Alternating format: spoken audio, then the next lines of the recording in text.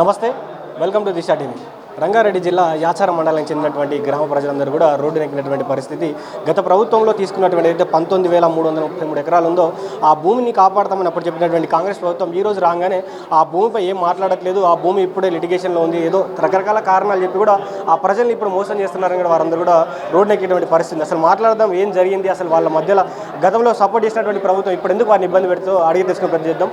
మనకు అక్కడ యాచారం మండలానికి సంబంధించినటువంటి రైతులు కూడా ఈరోజు రావడం జరిగింది హైదరాబాద్కి. మాట్లాడే ప్రయత్నం చేద్దాం. నా చెప్పండి, అసలు ఏం జరిగింది ఫస్ట్లో, అసలు మిమ్మల్ని ఎట్లా అప్రోచ్ అయ్యారు, ఎట్లా ఇదంతా మీకు ఎందుకు ఇబ్బంది జరుగుతూ ఉంది? సార్, ఫస్ట్లో బీఆర్ఎస్ గవర్నమెంట్లో భూసేకరణ చేశారు 2017లో. 2017లో చేసినప్పుడు ఫస్ట్ అసైన్మెంట్ అని చెప్పారు సార్. మీరు ఫస్ట్ అసైన్మెంటు ముచ్చార్ర ఉండే మహేశ్వర మండల్ ముచ్చార్ర గ్రామం అంటే మహేశ్వరంకి వెళ్ళి వచ్చేది ఫస్ట్ గైరాన్ అంటే అసైన్మెంటు. ఆడికి వెళ్ళి కురిమిద్య కానీ తారిపర్తి కానీ నానక్ నగర్ మేడివెల్లి మాకు పట్టాలని అవసరం లేదు, ఓన్లీ గవర్నమెంట్కి మేము ఇంద్రం ఇస్తే మేము కొంచెం మేము గవర్నమెంట్ అది అసైన్మెంట్ లాంటివి తీసుకుంటాం, మేము వేరే భూమి కాడికి రామని చెప్పారు. ఆడికి వెళ్ళి 12.5 లక్షలు ఇచ్చి ఒక్కొక్క రైతు కొంచెం పట్టలాంటి కూడా 12.5 పెట్టగానే కొంచెం రైతులు ఇచ్చేశారు. 12.5 అయిపోయాక 16 లక్షలు కూడా ఇచ్చేశారు రైతులు.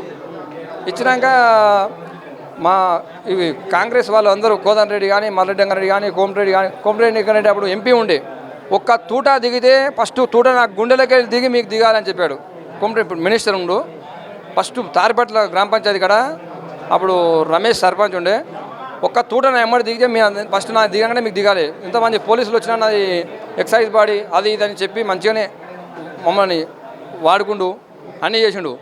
మేము మా ప్రభుత్వం వస్తే మీకు ఎలాంటి భూములు పోనీయము, కురిమిద్దల మళ్ళీ అదే కురిమిద్దల పచ్చడి పొలాల్లో తిరిగి అవే పోస్టార్ సార్ ఇప్పుడు దగ్గర ఉన్నాయి, అవే పోస్టార్ మేము పెట్టాం. కురిమిద్దల భారీ బహిరంగ సభ పెట్టాం. కురిమిద్దలు భారీ బహిరంగ సభ పెట్టాం. అంతే సీతక్క కానీ బట్టి కానీ కోమటిరెడ్డి వెంకరెడ్డి కానీ మొత్తం ఒక రాజకీయ 50 మందితో పెద్ద మీటింగ్ పెట్టాం సార్. మేము భూములు అమ్మకండి, మీకు ఒక్కొక్కటి 6-10 కోట్ల ఆస్తులు మీరు అమ్ముకోకండి, అమ్ముకుంటే మీరు ఆగమైపోతారు అని చెప్పారు. సరే ఇల్లు మాకు మంచిగా ఈ ప్రభుత్వం వస్తే మాకు కూడా అండగా ఉంటుంది అని చెప్పి మేము కేసులు వేసుకుంటా మాకు సరస్వతి మేడం ఉండే మాకు మంచిగా ఇప్పటికైనా ఆమెనే ఉంది. అమ్మకుంటే చేయకుండా ఇప్పటిదాకా మేము కాపాడు సార్ 2,250 ఎకరాలు కాపాడుకుంటూ వస్తున్నాం ఇప్పటికైనా మేము.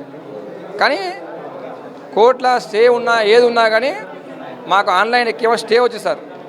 గత ప్రభుత్వంలో బీఆర్ఎస్ గవర్నమెంట్లో కనీసం ఒక 110 పేర్లన్నా ఎక్కాయి మాకు ఆన్లైన్లో. ఇప్పుడు అది కూడా లేదు, ఇప్పుడు ఏదీ లేదు. ఇక ఆన్లైన్ లేదు. మీ పేర్లు తొలగించారు, తొలగించేసారు. టీఎస్ఐసీ పేరు మా భూమి ఉండదు, ఇక మా పేరు మీద టీఎస్ఐసీ వస్తుంది. ఇక అసలు మాకు నా పేరు మైపాల్ రెడ్డి పేరు ఉంటుంది భూమి, టీఎస్ఐసీ పేరు ఉంటుంది భూమి. మీకు తెలియకుండా నైటే మార్చేశారు అన్నీ. టీఎస్ఐసీ మా భూమి, మా పేరు మీద భూమి లేదు. ఇక మరి గతంలో మీకోసం పోరాడినటువంటి మంత్రులు ఎమ్మెల్యే దగ్గర మరి పోయిర్రా? మరి ఎప్పుడు చూసినా మమ్మల్ని ఇక మాకు అపాయింట్మెంట్ ఒక మా ఎమ్మెల్యే గారు ఇస్తారు అపాయింట్మెంట్. పోదాం రమ్మంటాం, కలెక్టర్ దగ్గర పోదామంటాడు, ఏం కాదు చేస్తామని చెప్తారు కానీ అది చేసేది లేదు. కరెక్ట్గా అయిపోయింది సార్ మాకు. ఇప్పుడు మీరేం న్యాయం కోరుకుంటున్నారన్న? మాకు కావాల్సింది 2,250 ఎకరాల భూమి గురించి మేము కొట్టాడుతాం సార్. ఇప్పటికైనా మాకు ఇష్ట పెడితే దాన్ని కృతజ్ఞత చెప్తున్నాం. అంటే మీకు ఆ భూమి కావాలి, మీరు వ్యవసాయం చేసుకోవాలి. మేము మాకు వేరే చదువు రాదు, వేరే మాకు పని రాదు. ఓన్లీ మేము బలరం పాలు వండుకొని కూరగాయలు వేసుకొని వరిసే నాటుకుంటా బతికే వాళ్ళం మేము. మాకు హైదరాబాద్ అంటే తెలియదు మాకు. ఓన్లీ ఊరిలో మాకు వ్యవసాయం చేసేది గుర్తుకోడే మాకు, వేరే ప్రపంచం మాకు తెలియదు. నాకు చెప్పండి, అంటే గత ప్రభుత్వం మీకు అంటే గతంలో ప్రతిపక్షం ఉన్నటువంటి కాంగ్రెస్ మీకు సపోర్ట్ చేసింది, ఇప్పుడు ప్రభుత్వంలోకి రాగానే మిమ్మల్ని ఇబ్బంది పెడతా ఉందని చెప్తా ఉన్నారు. అసలు ఏం జరిగింది? అప్పుడు బీఆర్ఎస్ పార్టీ అధికారంలో ఉన్నప్పుడు ఫార్మాసిటీ పేరు మీద మా 4 మండలాల్లో ఇలా నోటిఫికేషన్ వేశారండి. 19,333 ఎకరాలకు సంబంధించి నోటిఫికేషన్ వేసి మీ భూములు మాకు కావాలని చెప్పి మీ భూములు మాకు ఇవ్వండి అని చెప్పారండి. ఆ రోజు కూడా మేము భూములు ఇవ్వడానికి మాకు ఎటువంటి ఇంట్రెస్ట్ లేదు. మాకు వ్యవసాయం అంటే మేము పూర్తిగా వ్యవసాయం చేసుకొని బతికేటోళ్ళము. మాకు ఎటువంటి కంపెనీలు వద్దు, మాకు ఎటువంటి ఉపాధి వద్దు, మేమే 10 మందికి ఉపాధి కల్పించుకుంటాం. ఈరోజు మేము రాజులాగా బతుకుతున్నాం.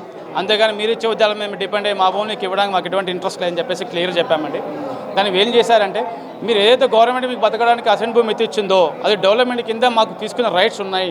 సో ఖచ్చితంగా మీరు ఆ భూములు ఇవ్వాలని బెదిరిస్తే తప్పని పరిస్థితుల్లో అసైన్ భూమి ఇచ్చామండి. లేకుంటే అసైన్ భూమి కూడా ఇచ్చే వాళ్ళం కాదు. అందులో కూడా వాళ్ళు ఏం చేసే వాళ్ళు చేసిన ప్రామిస్ ఏంటంటే అసెంట్ భూమి మాత్రమే తీసుకుంటాము, ఎటువంటి సందర్భంలో కూడా మేము పట్టా భూమి జోలికి రాము అని చెప్పారండి. ఆ మాట బేస్ చేసుకోవడం కూడా అందువల్ల మేము అసెంట్ భూమి ఇవ్వాల్సి వచ్చింది. ఏదైతే ఫస్టే కనుక అసెంట్ భూమితో పాటు రేపు మేము పట్టా భూమిలో గుంజుకుంటామని చెప్పితే ఆ రోజు ఒక గుంట సెంటు భూమి కూడా మేము అసెంట్ భూమి ఇవ్వడానికి మేము సిద్ధంగా లేము. కానీ మా ప్రభుత్వం మోసం చేసింది. ఈ ప్రభుత్వం మోసం చేస్తుంటే మేము అప్పటి నుంచి కూడా 2015-16 నుంచి కూడా మేము పోరాడుతున్నామనండి. 4 గ్రామాలు మేము చైతన్యం చేసుకుంటూ అన్ని గ్రామాలను కలుపుకుంటూ పోతూ ఒక యూనిటీ తీసుకొచ్చి ఒక ఫార్మాసిటీ వ్యతిరేక కమిటీ అని చెప్పేసి ఒక కమిటీ పెట్టుకొని ఆ కమిటీ ద్వారా అందరం సమన్వయం చేసుకొని కోర్టుకెళ్ళి స్టేలు తెచ్చుకునే వరకు మేము వెళ్ళామండి. అప్పుడు కూడా ఒక కోర్టు ద్వారా కాకుండా కొన్ని మా బాధను కూడా తెలంగాణ వ్యాప్తంగా ప్రతి ఒక్క అందరికీ అర్థమయ్యే విధంగా, అన్ని రాజకీయ నాయకులకు అర్థమయ్యే విధంగా కొన్ని పాదయాత్రలు చేయడానికి మేము సిద్ధమయ్యి కొన్ని పాదయాత్రలు కూడా చేస్తామండి. ఈ పాదయాత్రలో కూడా ఈరోజు అధికారంలో ఉన్నటువంటి ఎమ్మెల్యేలు కానీ మినిస్టర్లు కానీ ఆ రోజు మా ప్రాంతంలో పర్యటించి మీ భూములు ఇవ్వకండి, ఇది 3 పంటలు పండే భూములు, ప్రభుత్వానికి బుద్ధి లేదు, మేము ఖచ్చితంగా మీ పక్షాన కొట్లాడతాం, రాబోయే 2 సంవత్సరాలలో అధికారంలోకి మన ప్రభుత్వం వస్తుంది, కాంగ్రెస్ ప్రభుత్వం వస్తుంది, వెంటనే ఫార్మర్స్ రద్దు చేస్తాం, మీ భూములు బలవంత భూసేకరణ నుంచి తొలగించేస్తాం, మీ వెనకాల మేముంటాం, మాది బాధ్యత, మీ భూములు కాపాడే బాధ్యత మా అని చెప్పేసి మాకు హామీ ఇవ్వడం జరిగింది. కానీ సేమ్ యాజ్ యూజువల్ గత ప్రభుత్వం ఏ విధంగా చేసిందో ఇప్పుడు అదే ప్రభుత్వం అదే మొండి వైఖరితోని వాళ్ళ స్వలాభం కోసం చూసుకొని రైతులను ఎటువంటి ప్రేమ లేకుండా చిత్తశుద్ధి లేకుండా రైతులు ఏమైనా అయిపోయినా సరే మాకు మాత్రం లాభాలే కావాలని చెప్పేసి మమ్మల్ని పెడచుండ పెట్టేసి పట్టా భూములు ఎన్ని ఎకరాలు ఉన్నాయి? మేము ఈయన భూములు 2500 ఎకరాలు మాత్రమే కోట్లు వేసామండి. అదేవిధంగా కోర్టులో లేకుండా కూడా ఈయన వాళ్ళు కూడా సుమారు 500 నుంచి ఒక 600-700 ఎకరాలు కూడా ఉంది. బట్ వాళ్ళు కోర్టుకు రాకుండా కానీ కూడా భూములు ఇవ్వడానికి సిద్ధంగా లేరు. మేము మాత్రం 2500 ఎకరాలు కోర్టుకు వెళ్ళి స్టే తెచ్చుకున్నాం, మేము భూములు ఇవ్వని చెప్పేసి. 2015 నుంచి కూడా మేము 2500 ఎకరాలు సంపాదించి మేము కొట్లాడుతున్నామండి. వీళ్ళు కూడా ఏదైతే కోర్టు కేసులు ఉన్నాయో కోర్టు కేసులో కేసిన వాళ్ళ భూములు మినహాయిస్తామని చెప్పేసి ఇప్పుడున్న కాంగ్రెస్ పార్టీ మేనిఫెస్టోలో పెట్టడం జరిగింది. బలంతో భూసేకరణ చేయమని చెప్పింది. కానీ ఈ రోజు ఇచ్చిన హామీలన్నీ పక్కన తొంగలో తొక్కేసి వాళ్ళ స్వలాభం కోసం మాత్రం పనిచేస్తున్నాండి. ఈ ప్రభుత్వం నాకు ఎటువంటి నమ్మకం లేదండి. అంటే ఇప్పుడు అంటే మీరు ఏం కోరుకుంటున్నారు? ఆ 2500 ఎకరాల ఇంకేమన్నా స్పెషల్గా మీకు ఇంకేమైనా ఉన్నాయా అక్కడ ఆ యాచారం మండల ప్రజలకి మీకు ఏమైనా ఇంకా స్పెషల్గా మీకు ఏమైనా జరిగిన నష్టం ఏమైనా పూడ్చాలని ఏమైనా ఆలోచిస్తున్నారు? ఎట్లా? మాకు గవర్నమెంట్ రైతు బంధు ఇవ్వకున్నా పర్లేదు, రైతు భరోసా చేయకున్నా పర్లేదు, సబ్సిడీ లాభేసినా పర్లేదు సార్, మాకు అవసరం లేదు. మేము ఏ రోజు కూడా మాకు సబ్సిడీ మేము అడగలేదు, మాకు రైతు బంధు మేము అడగలేదు, రుణమాఫీలు ఏమని అడగలేదు. మాకు కావాల్సింది ఏంటి? స్వేచ్ఛ. ఒక రైతుకి పూర్తిగా వ్యవసాయం చేసుకునే స్వేచ్ఛ కల్పిస్తే చాలండి. భూమిని ఎటువంటి భూమిని రైతు బంగారం చేయగలుగుతాడు. రైతు భూమి బంగారం చేస్తే లాభం ఎవరికి? అందరికీ కదా, ప్రజలందరికీ కదా. వాళ్ళకి కావాల్సిన తిండి సంపాదించేది రైతే కదా, కష్టపడి పనిచేసేది రైతే కదా. మీలాగా భవనాల్లో కూర్చుంటే బియ్యం రాదు కదా. మేము రైతులు పండిస్తేనే కదా వచ్చేది ఎక్కడైనా కూడా. మేము ఒకటే కోరుకుంటాం, మాకు మీరు ఏమొద్దు, మీరు అంటే మీ గవర్నమెంట్ ఇచ్చే సంక్షేమ పథకాలు ఏవి కూడా మాకు వద్దు, మా భూమి మాకు వదిలేయండి. ఏవైతే ఈయన మేము 2500 ఎకరాలు ఉందో దయచేసి మాకు పూర్తి హక్కులు కల్పించి రిజిస్ట్రేషన్ హక్కులు కల్పిస్తే మా పని మేము చేసుకుంటామండి, మా బతుకు మేము బతుకుతామండి.